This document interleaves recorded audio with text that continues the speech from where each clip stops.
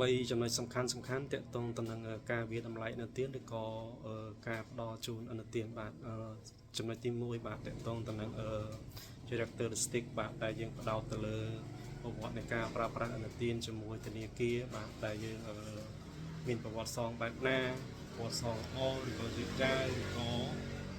សងយឺតយ៉ាវខ្លាំងបាទហើយចំណុចទី2នៅក្នុង characteristic នោះគឺតាក់ទងទៅនឹងគេឈ្មោះកិត្តិយសនៅក្នុងភូមិសង្គមថាតើយើងជាមនុស្សប្រភេទបែបណាជាមនុស្សដែលមានអត្តចរិតល្អខិតខំរកស៊ីធ្វើការឬក៏ជាមនុស្សដែលប្រព្រឹត្តល្បែងឬក៏អំពើមិនស្របច្បាប់ផ្សេងបាទហើយចំណុចសំខាន់ទី2គឺតាក់ទងទៅនឹងប្រភពចំណូលថាតើយើងទទួលបានប្រភពចំណូលពីការងារឬក៏ពីមុខរបរបាទហើយបើសិនជាការងារថាតើការងាររបស់យើងហ្នឹងវាមានភាពស្ថិរមានចំណូលគ្រប់គ្រាន់ឬក៏ប្រភេទការងារស្តង់ដារដែរឬទេបាទហើយតាក់ទងទៅនឹងមុខរបរថាតើប្រវត្តិនៃការប្រកបអាជីវកម្មរបស់យើងវាមានរយៈពេលប៉ុន្មានឆ្នាំហើយមុខរបរហ្នឹងវារឹងមាំដែរឬទេបាទហើយចំណុចទី3ដែលជាចំណុចសំខាន់នោះគឺតាក់ទងទៅនឹង collateral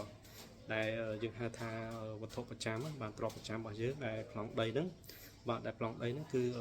គេពិនិត្យមើលថាតើវាមានភាពស្របច្បាប់ពេញលេញគ្រប់គ្រាន់ដែរអត់បាទ